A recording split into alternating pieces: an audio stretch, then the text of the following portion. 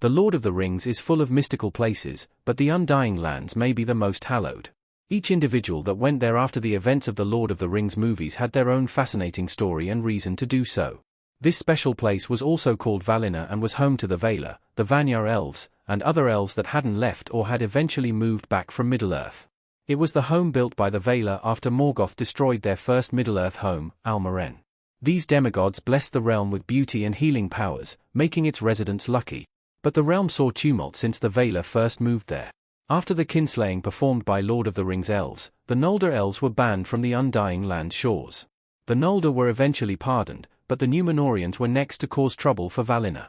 Sauron persuaded Númenor's leader to sail to Valinor with his army to challenge it, only for the Valar to naturally call on the help of their god, Eru Ilúvatar.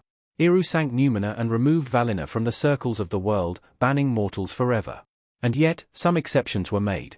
5. Samwise Gamgee. Hobbit. Book readers will know what happened to Sam Gamgee after Lord of the Rings, but it wasn't totally obvious in the movies. After all, Peter Jackson couldn't cover every detail of J.R.R. Tolkien's vast and sprawling story with 3 feature-length movies. Near the end of The Lord of the Rings, The Return of the King, Frodo sailed west with Gandalf and Bilbo, leaving Sam behind. Just like the Warner Brothers movie franchise showed, Sam did go back to the Shire and marry Rosie Cotton. He also had 14 children with her, amazingly. But this wasn't the end of his story. Torn between Rosie and his best friend, Frodo, Sam did eventually manage to reconcile the conflict.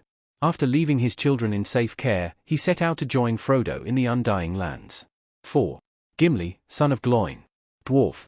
Gimli, as a dwarf, is not the typical entrant to Valinor, but an exception was made for him.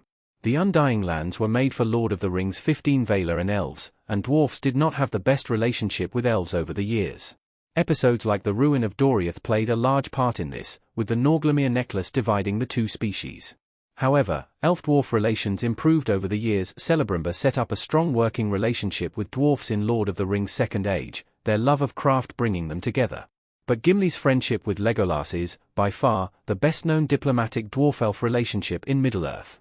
The Fellowship of the Ring was as much a diplomatic mission as a military one. Legolas and Galadriel ensured Gimli's passage to their realm after striking up a bond with him and after his outstanding work in defending Middle-earth from Sauron's tyranny. 3. Legolas Greenleaf. Elf. Legolas, possibly the most famous elf in Middle-earth, left for Valinor after the curtains had closed on the Lord of the Rings movies. While many elves sailed west after the War of Wrath, Legolas was among those who did not.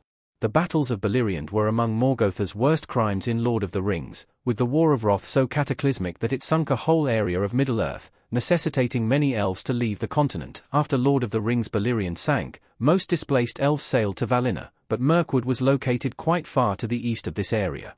Legolas is, of course, the prince of the woodland realm of Mirkwood, run by his father, Thranduil.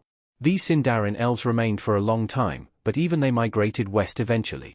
Legolas stuck around with his friends from the Fellowship into the Fourth Age, but built a ship and sailed west with Gimli after Aragorn died.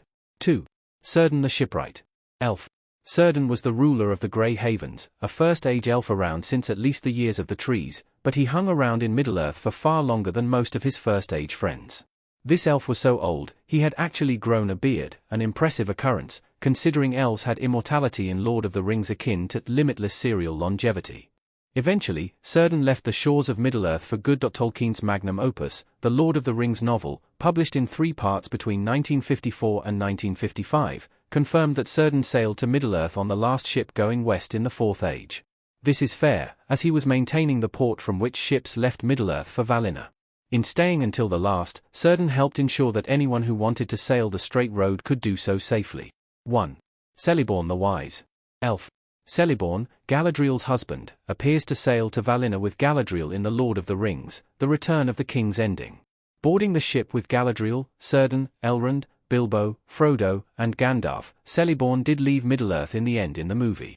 In the books, Celeborn also left Middle-earth. However, he stayed for longer than the movies made it seem. Celeborn actually stayed in Middle-earth after Galadriel had left, putting distance between the two. Galadriel had a yearning for Valinor, having spent many long years of her life there. Celeborn, in most versions of the story, was a Sindar elf and, therefore, didn't have the same connection to it. He loved Middle-earth and left it with Círdan, taking with him the last living memory of the Elder Days. The biggest Lord of the Rings characters who didn't go to the Undying Lands and why.